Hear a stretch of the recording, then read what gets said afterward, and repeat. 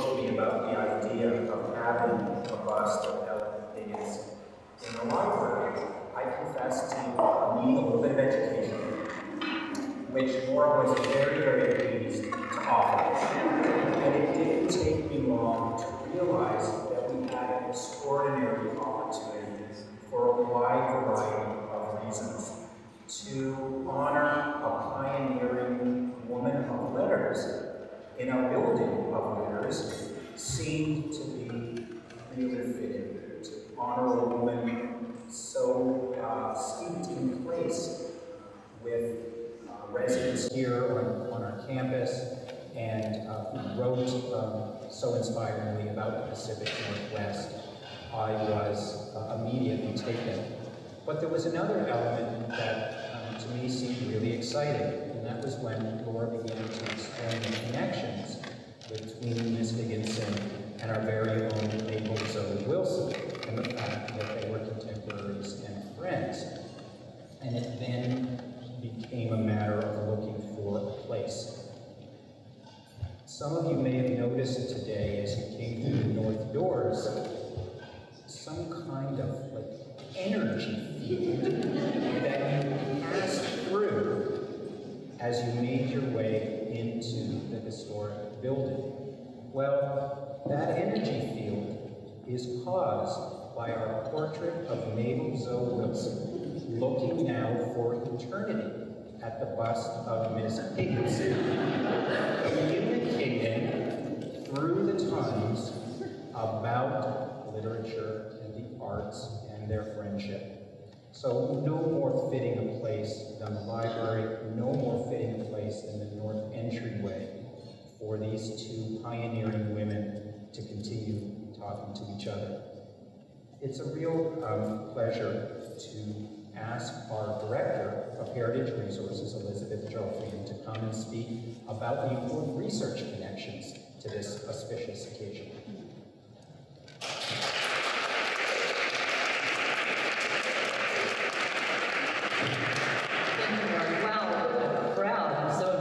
Testaments to Dr. Laffrado over there. It's an honor to be part of the celebration of Ella Higginson, and of course Laura Laffrado herself, who's worked so tirelessly to bring Washington's most first poet laureate and a remarkable community and campus member, really, out of literary obscurity and into the broader historical narrative. I'm Elizabeth Joffrion, as Mark said. I'm Director of Heritage Resources, and in that role, I manage 3 distinct departments that provide care and tending for the Western Library's archives, manuscript, and rare book collections. The units of Heritage Resources are the University Archives, the Center for Pacific Northwest Studies, and the Special Collections located here in the Wilson Library. And I'm pleased to say that all 3 of those units have documentation of Ella Higginson as part of our collections. Specifically, Special Collections holds Ella's original published novels and poetry, including Normal by the Sea, which was written about Western. The University Archives holds a little bit less material, but has an interesting manuscript penned by Higginson that talks about her perspectives and opinions on Old Main and its architecture. I wonder what she would say now. And then finally, of course, the Center for Pacific Northwest Studies is the primary repository for Ella Higginson's personal papers, consisting of unpublished manuscripts, scrapbooks, correspondence, photographs, the detritus really of a life that formed the foundation or the basis for Laura's research and writing on Ella Higginson. I know that Laura's going to talk in much more detail about Ella and her life and her literary contributions, so I'm not going to even attempt to steal her thunder here. But I'd like to talk about Laura's journey with Ella Higginson and how her work has really become a model for us in the cultural heritage world, how partnering and collaborating with her users, researchers such as Laura, really advances the mission of all of us. Her journey began several years ago in the traditional way with the discovery of new primary source, new research material in an archives. And in this instance, it was 12 linear feet of Ella Higginson's personal papers held at the Center for Pacific Northwest Studies. As Ron Judd, and Ron is here somewhere,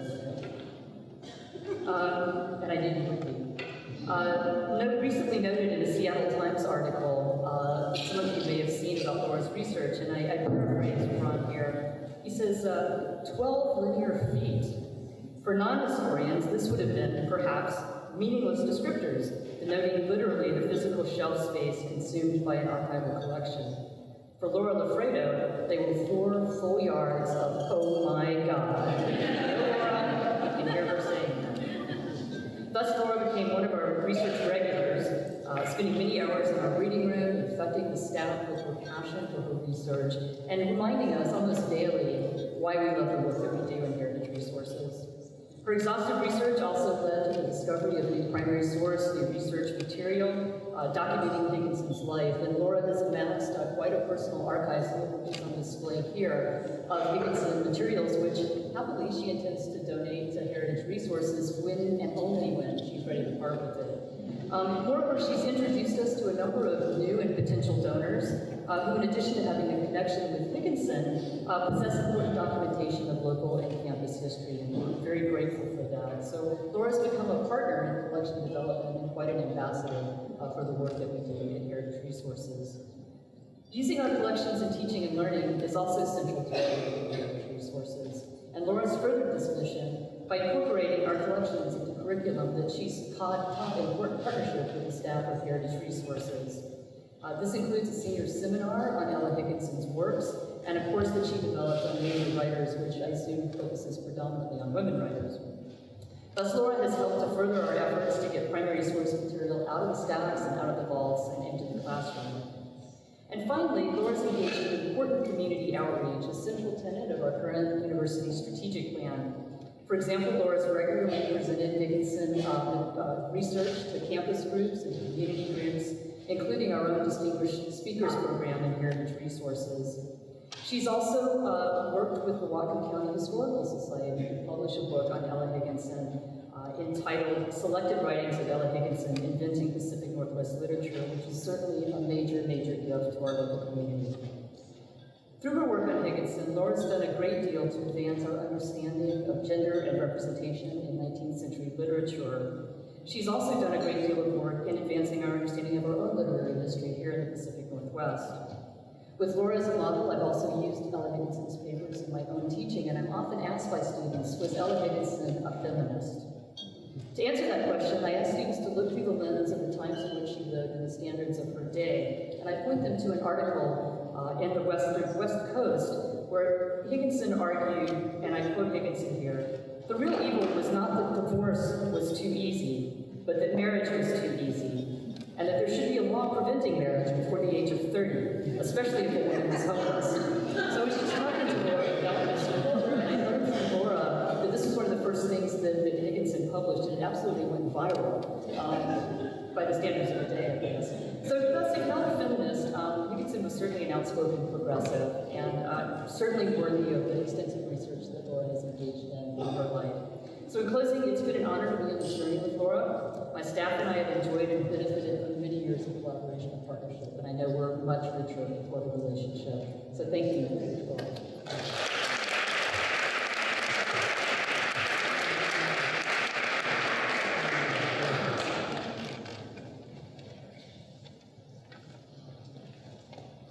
Good afternoon. I'm Brent Carbajal. I'm the Provost and Vice President for Academic Affairs here at Western Washington, and it's really an honor to be able to be here, to speak to you very briefly, but really just to experience this event and the meaning of it.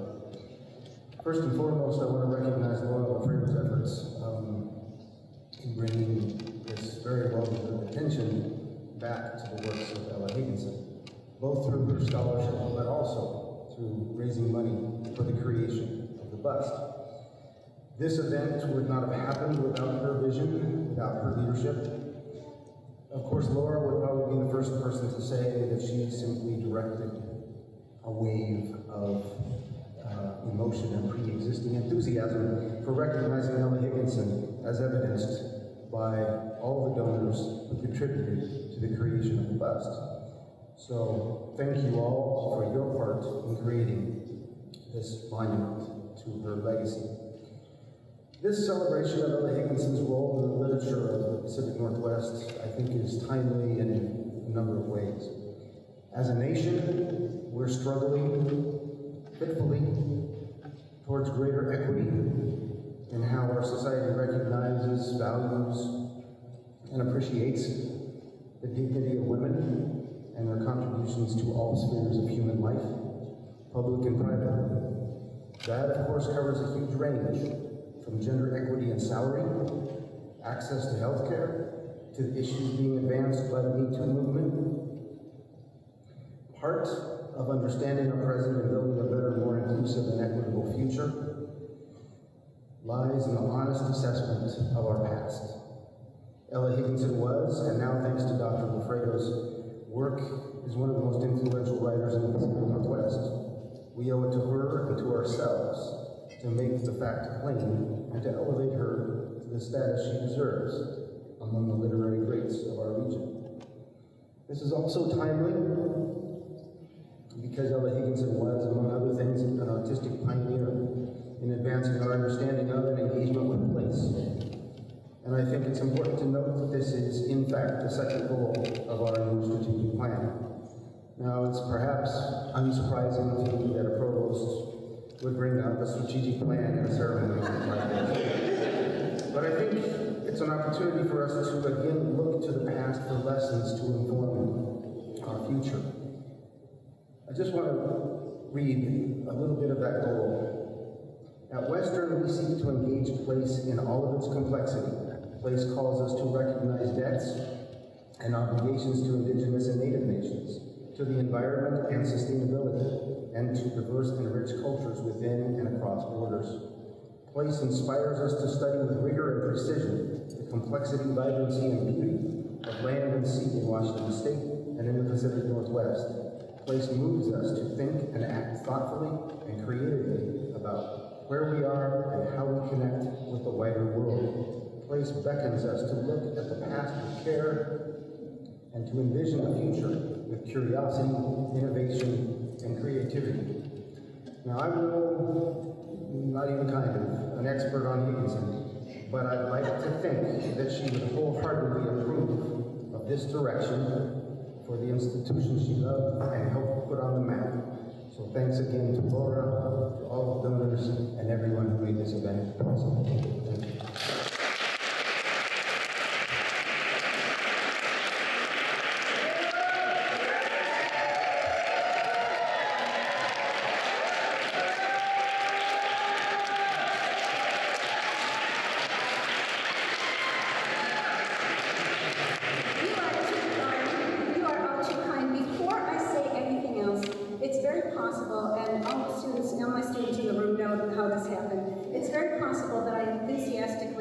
Way too much food and way too much wine. So I need all of you to eat a lot. For all the children in the room, I need you to go eat cookies right now. And for everybody who is of drinking age, I need you to get drunk.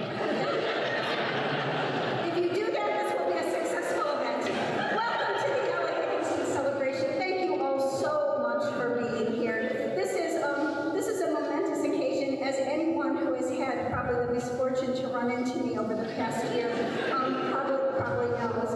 I would like to thank Mark Greenberg, Dean of the Libraries, Elizabeth Joffrion, Director of Heritage Resources, and Brent Carbajal, Provost of the University, here representing President Sabah Rankawa, for coming and for joining us in this celebration. I very much appreciate all the support that Western has given this project and given the whole notion of Ella Higginson and her connection to Western and to the Western libraries.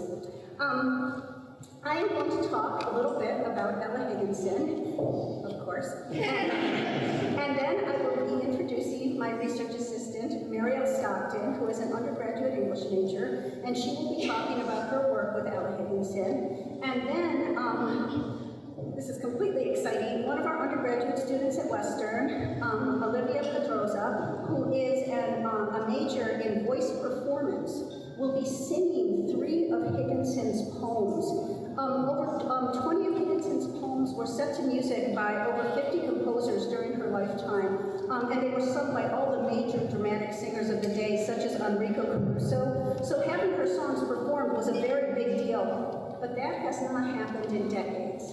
And so it is very exciting that this is going to happen today, and it is all I can do to continue doing my job up here and not have Olivia just come up here right away. So, about a year ago, I decided that it was time to have a bust of Ella Higginson at Western. Ella Higginson was very connected to Western, she was very connected to the Western libraries, and I, of course, had absolutely no idea what I was getting into.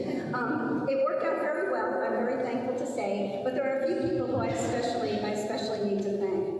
First of all, Western Washington University very generously decided to contribute one-on-one matching funds to any donations. So for all of you here, there's so many of you here who have donated, anything you donated was doubled by the university. I had gone to meet with Sabah and with Brent to talk them into this, and it only took me 10 minutes to talk them into this, and I'm not sure if it's because I was so persuasive or because they silently decided between them that it was clear that I was not going to leave. But in any case, it worked out. So I'm very grateful to Western and very grateful to Western for investing in the connection between Western and women's history at Western. Secondly, since I had no idea how to go about this, I know when you don't know how to do something, what you do is you go to an expert. And so I went to one of Bellingham's most distinguished citizens, Brian Griffin, and if you, oh yes, it is true. And if you do not know him personally, believe me, you know his work. Brian Griffin is responsible for spearheading the programs in Fairhaven that have resulted in the statues of Dirty Dan Harris and J.J. Donovan and C.X. Larrabee. He is responsible for Boulevard Park as it looks now. He is responsible for he's probably dying of embarrassment. He is responsible for the Depot Market, and so every single bit of advice he gave me was golden. He also donated very generously to the project, and he never dodged any of my phone calls, some of which were somewhat ignorant, but he never made me feel that way. Brian, I am so grateful, and the bust is indeed another one of your many improvements to the beautiful place we live in. Also,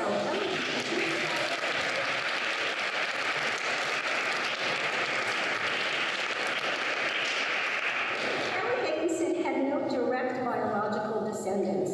However, her husband, who came from a very distinguished American family, had siblings on the East Coast, and his siblings had children. And so after Russell Carden Higginson's death, a few decades later, one of his nephews started a family philanthropic foundation that still exists today and that donates money to important projects, typically projects involved in the K-12 sciences. Now, that is a little bit distant from Ella Higginson. However, I decided to apply for a grant from this foundation, both because I was hoping that they would fund this project, and also because I knew that Ella Higginson, who kept in such close touch with her husband's family throughout her long life, would have been particularly touched by their connection to this project. I'm very happy to say that the project was indeed funded, and I'm just going to be embarrassing people all over town today. And I am also just thrilled to say that two of Russell Carden Higginson's great nephews are here today representing the family. Russ and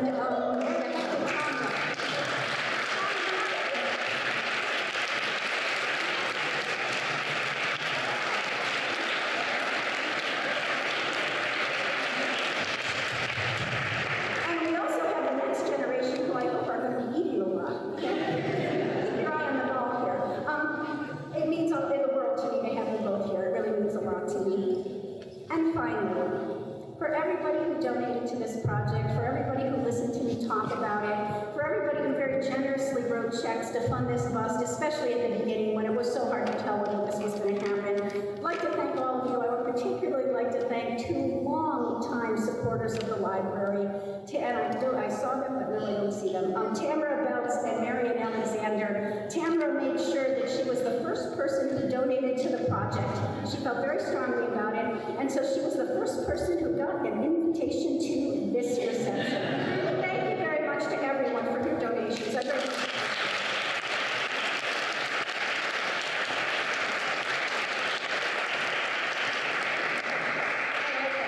So Ella Higginson was born in Kansas, and when she was 2 years old, her family moved to Oregon. They were in the second wave of people who came through the Oregon Trail. She grew up in various places in Oregon, Portland and Oregon City and the Grand Ronde Valley.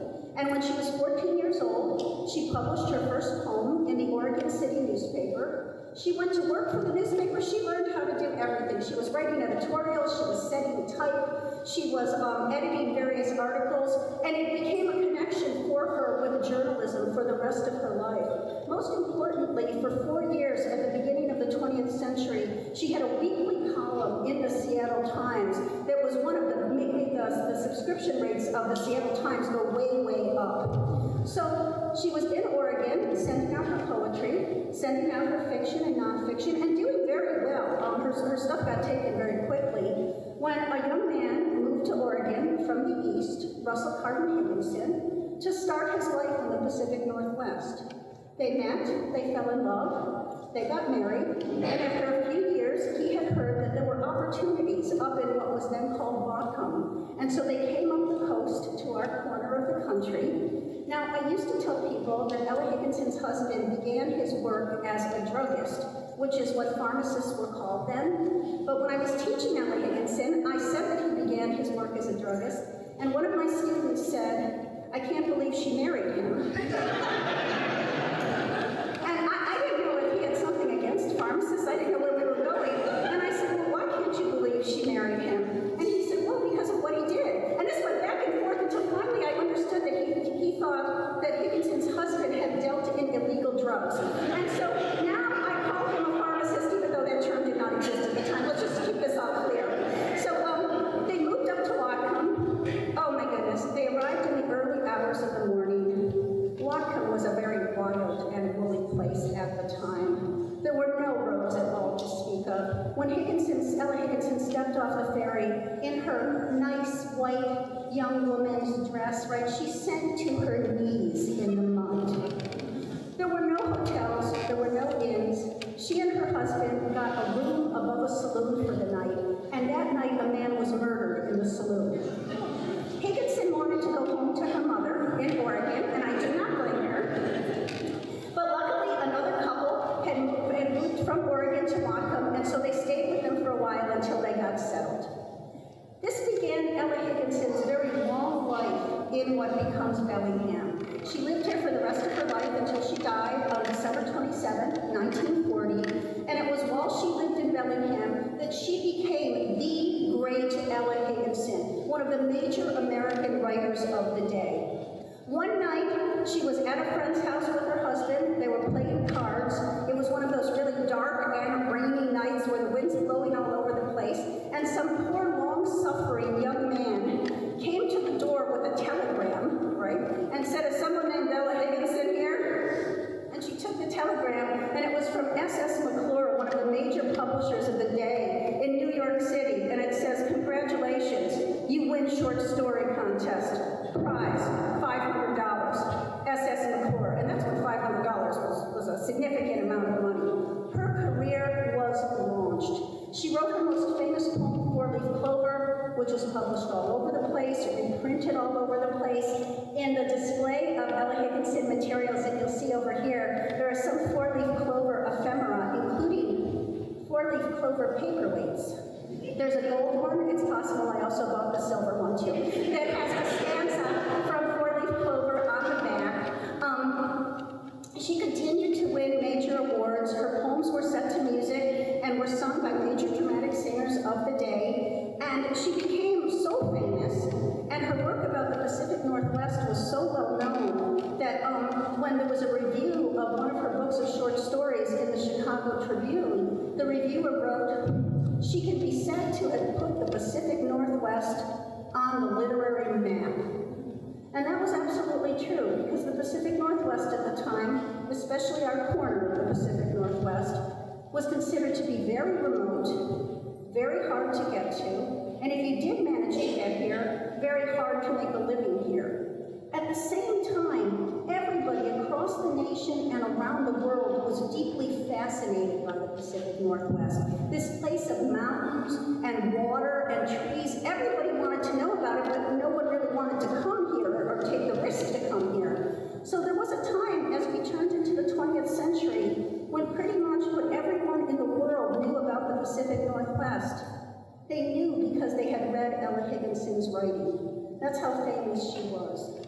At the same time, while she guarded her writing time very carefully, she was also very committed to Bellingham and very committed to Western. She and her husband built a house on Seaholm Hill before Western existed and before the idea of Western existed. And so when Old Main started to be built across from her house, she decided to grow a hedge so that she could have some privacy. And we all know in the Pacific Northwest, if you want to grow something and you want it to grow quickly, you get berry bushes, right? They grew up there. She had this big, enormous hedge.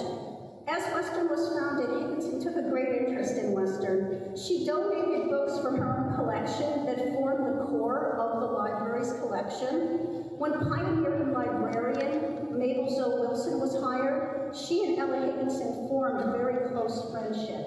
Higginson was repeatedly on campus at events not unlike this one, where people would celebrate her, where she would be in the front row while students read her poems or read her short stories.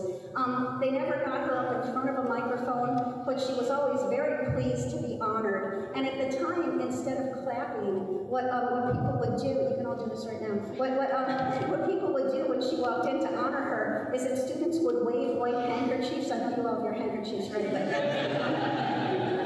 So she was quite a figure at Western and in Western's history. In 1930, Ella Higginson was elected the first poet laureate of the great state of Washington. And you would think, with everything I've said and with all these honors, that there is no way that she could ever have been forgotten. But she was forgotten along with so many other writers of the time. World War I broke out, many books went out of print. When the war was over, a whole new wave of men returned from the war who became editors and publishers and academics.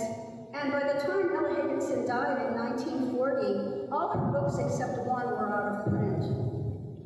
Before she died, she designed her own gravestone. She is buried in Bayview Cemetery next to her husband, and the gravestone that she designed has printed on it, Ella Higginson, poet, writer. She knew when she designed that she was completely forgotten. She knew that if she had graphed her career, it would go like this. It was completely forgotten. She designs that gravestone, and she leaves it there. And what it is a message in a bottle for when someone finally comes along, when people look at it and they wonder who this woman could be. It took way too long for Higginson to be recovered, and ironically, one of the reasons it takes as long as it does is because as much as she was famous for writing about the Pacific Northwest, because all her papers were here in the library in the Pacific Northwest and were not near any major publishing centers, it took a long time for anyone to recognize that they were here. However, we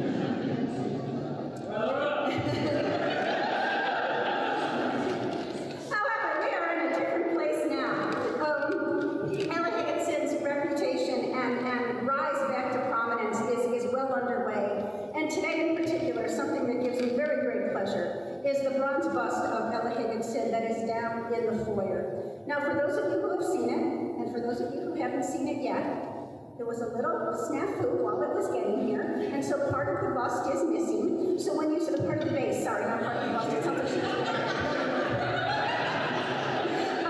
and so when you see it, imagine the rest of the base, which will make it 12 inches higher than it is. But it is absolutely gorgeous, and I am utterly thrilled by it. I'm very grateful to the Western Libraries for recognizing, and to Dean Greenberg, for recognizing the importance of Ella Higginson's connection to the library and for honoring her with this place in the foyer. It is a very big deal, and generations of students will now walk by that and recognize part of her place here. I would like to close, and I think this is most appropriate, by reading a poem from Ella Higginson so we can get her voice out there. This is her poem, Midnight on Brooklyn Bridge. She had gone to the East Coast to meet her husband's family, and she had never been east before, and she had lived all her life in the Pacific Northwest, and it was such a different nation in the East. And so she wrote a poem about being there. This is Midnight on Brooklyn Bridge, and you will recognize so much of it. Me, I know how large and cool and white the moon lies on the brow of Seaholm Hill, and how the firs stand shadowy and still, etched on that luminous background this soft night. How the nighthawk sinks from his starry height and breathes his one one note mournfully and shrill, and crickets clamor in the marsh until the dusk grows vocal in their deep delight. City, a lifetime spent in thee were not worth one night in my western solitude. Thy pulse is feverish, thy blood is hot, thine arteries throb with passion heavily. But oh, how sweet I hear in interlude the beating, moon-lured tides of Puget Sea. Thank you. Marielle.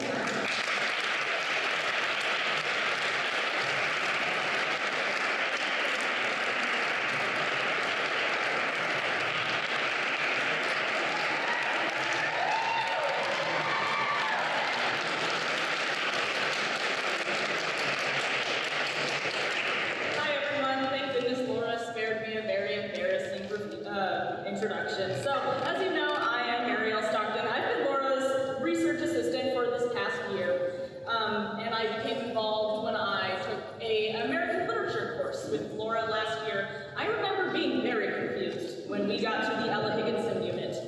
You know, Laura was lecturing on all these accomplishments that this woman, who I had never heard of, had done, and I thought, how? How could I, as an avid reader who had never lived outside of the Puget Sound area, how could I have never heard of Ella Higginson? And why was a woman from New York schooling me on our own poet laureate? So having been a research assistant to Laura this past year has not yet desensitized me to Ella Higginson's work. It moves me deeply, and I wish everyone in Bellingham and the wider Western Washington area to be exposed to it, because it's truly a reflection of ourselves as Pacific Northwesterners, sometimes very acutely. Higginson had a willingness to use her talent to help heal the community in the wake of disaster. Last year, I researched 3 memorial poems she wrote based on local tragedies.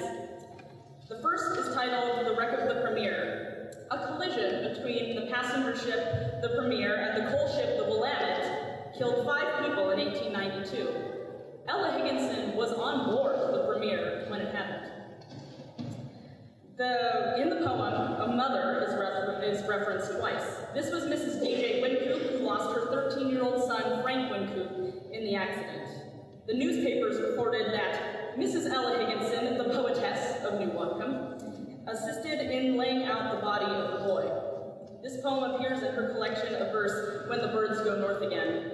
And just 3 years later, Higginson would take up her pen again to memorialize 23 miners who died in the Blue Canyon coal mines at Lake Whatcom. A stirring piece, I committed it to memory immediately. It goes, life's fevers and life's passions, all are past. Sleep well, sleep sweetly, oh my friend at last, with tired head pillowed on her pitying breast, sleep in the white arms of the angel, rest. It's very unlikely that Ella Higginson knew any of these miners, but if that didn't matter, she would not let them go without a song. To Ella Higginson, being memorialized was not just for the rich and famous. The last local disaster that she would witness in her lifetime is very close to Western's heart. On July 22nd, 1939, an avalanche at the summit of Mount Baker took the lives of 6 young people. All of them were connected to what was then called Western Washington College of Education. I think of the torment Higginson must have felt over the fact that it was a landmark of this region that had enchanted her for decades, one of God's pyramids, one of her snow pearls, that had taken the lives of these 6 people who were affiliated with the institution that she loved and helped grow for the past 40 years. For them, she wrote, of all beautiful burial places on this lovely earth, if I might choose my own, my choice would surely be to lie in the depths of a crevice, covered with perpetual snow, and with my name visibly etched by God upon a majestic mountain for an enduring monument. Think of the sunrises and the sunsets. Think of the moonlight on those silvery slopes. Think of how large and brilliant are the stars that keep watch over those silent places. Through the ages, to be identified with one of the most beautiful mountains known, to lie there forever on the silver crest of the world, close to God, my brothers, do you know anything lovelier after death than this would be? It's so clear from these 3 poems how much Ella Higginson loved where she lived and loved who lived there with her. Through her essays, she memorialized the politics of her time. Through her poetry, the beauty of her home. Through her fiction, the culture of the Pacific Northwest. And through her memorial poetry, the individuals who had been taken from this all too soon. She quite literally wrote this place and its people into the books, and it is only fair and right if we do the same for her. It has been such an honor to be part of writing Ella Higginson's story, a story which is also a story of us. Thank you.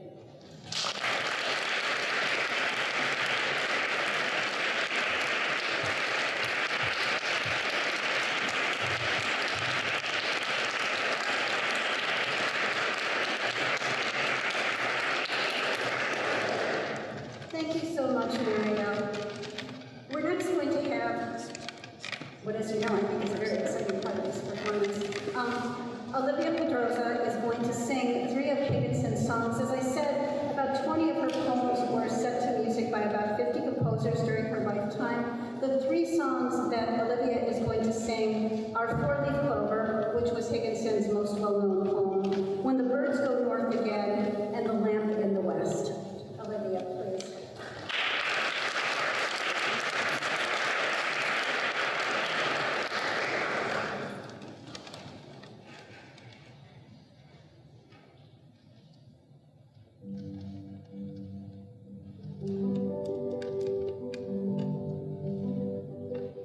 I know a place where the sun is like